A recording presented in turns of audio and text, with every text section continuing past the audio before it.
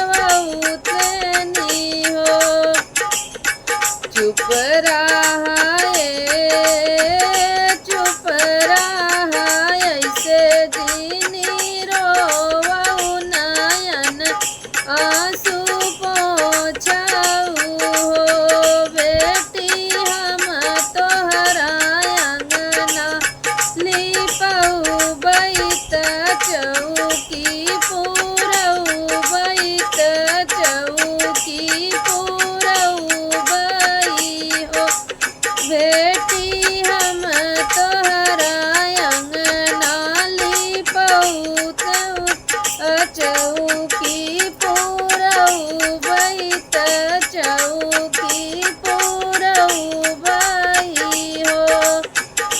बेटी नगर में नौआ पठौबैत हाली बेगी बोलौबैत हाली बेग बोलौबै हो। नौआ रगड़ी रगड़ी पीसा हरदित सीता छठी पूजी हई त सीता छठी तिहाई हो। नौआ रगड़ी रगड़ी हरदी पीसौ तो सीता छठी यही हई लालन छठी यही हई हो। अंगने में बैठी है सीता त लालन छठी आवै त ललना छठी आवै हो। बहिनी निहुरी निहुरी गाँठ डालै त मैया के मनावै त मैया से मनावै हो। बहिनी निहुरी निहुरी गाँठ डालै त मैया से मनावै त मैया से मनावै हो। मैया भरी मुख दियो आशीष अमर की हो लाल अमर की हो लालन हो। मैया भरी मुख दियो आशीष अमर की हो लाल अमर की हो लाल हो। आप सभी को छठ मैया का पूरा सोहर गीत सुनने के लिए बहुत बहुत धन्यवाद। छठी मैया की कृपा आप सभी पर सदैव बरसती रहे। अगले वीडियो में फिर मिलेंगे। सभी से जय छठी मैया।